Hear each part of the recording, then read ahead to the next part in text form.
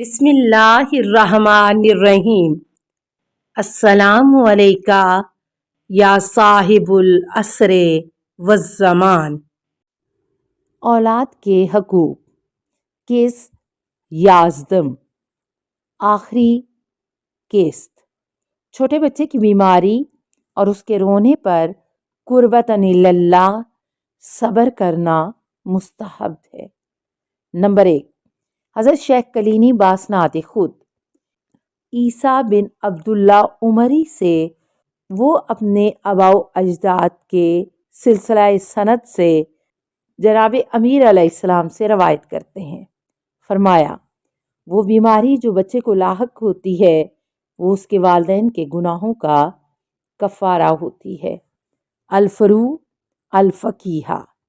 Number 2، محمد بن مسلم بیان کرتے ہیں کہ میں حضرت امام جعفر صادق علیہ السلام کی خدمت میں حاضر تھا کہ اچانک یونس بن یعقوب داخل ہوئے۔ میں نے دیکھا تو وہ رو رہے ہیں۔ امام نے پوچھا، کیا بات ہے، رو کیوں رہے ہو؟ یونس نے عرض کیا، میرا ایک بچہ بیمار ہے جس کی وجہ سے ساری رات اذیت اٹھائی ہے اور سو نہیں سکا۔ امام علیہ السلام نے فرمایا، میرے والد ماجد نے اپنے آبائے طاہرین کے سلسلہ سند سے یہ حدیث بیان کی ہے کہ ایک بار جبرائیل امین حضرت رسول خدا صلی اللہ علیہ وسلم کی خدمت میں دیکھا کہ نبی و علی علیہ السلام دونوں رو رہے ہیں۔ جبرائیل نے پوچھا، یا حبیب اللہ، کیا بات ہے، آپ رو کیوں رہے ہیں؟ فرمایا، ہمارے 2 بچے ہیں، غالباً حسنین شریفین، جن کے رونے کی وجہ سے ہمیں اذیت ہوئی ہے۔ جبرائیل علیہ السلام نے فرمایا، یا محمد صلی اللہ علیہ وسلم، ٹھہریے، ان قریب ان کے کچھ شیعہ اور محب پیدا ہوں گے جن کا 7 برس کی عمر تک رونا لا الہ الا اللہ اقرار توحید ہوگا، اور اس مدت کے بعد ان کا رونا والدین کے لیے طلب مغفرت ہوگا، یہاں تک کہ شرعی تکلیف کی حدود بلوغت میں داخل ہوں گے۔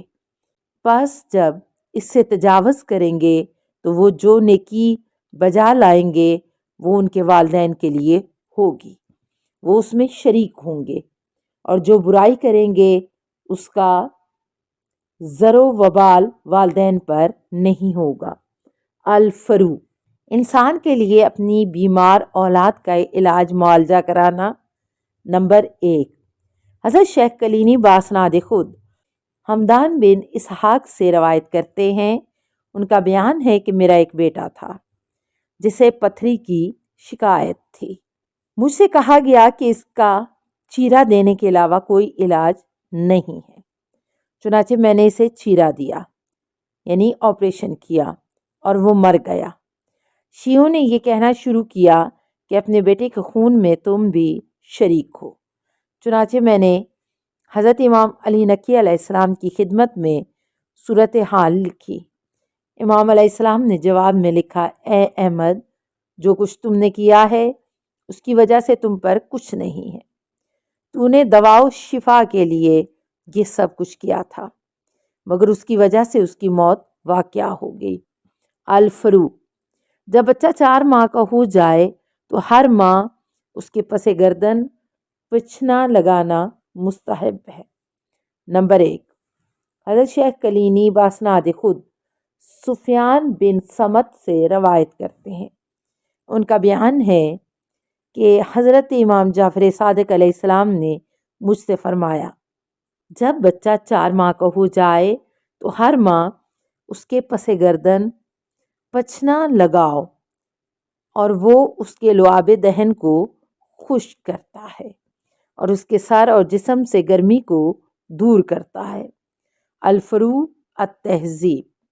نوٹ، ایسا کرنے سے پہلے کسی ماہر طبیب یا ڈاکٹر سے مشورہ کر لینا چاہیے، اور پھر کسی ماہر حجام سے پچھنا لگوانا چاہیے، کیونکہ مکان و زمان اور مزاج کا بھی ان چیزوں پر کسی حد تک دخل ہوتا ہے، اور ان کی تبدیلی سے آثار بھی بدل جاتے ہیں، اور اگر حجام ماہر نہ ہو تو فائدے کے بجائے نقصان کا زیادہ امکان ہے۔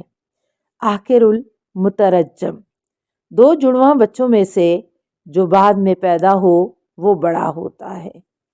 نمبر 1، حضرت شیخ کلینی باسناد خود علی بن احمد بن اشیم سے اور وہ بعض اصحاب سے روایت کرتے ہیں، ان کا بیان ہے کہ ایک شخص کے ہاں ایک حمل سے 2 جڑواں بچے پیدا ہوئے۔ حضرت امام جعفر صادق علیہ السلام نے اسے مبارکباد دی اور پوچھا کہ ان میں سے بڑا کون ہے؟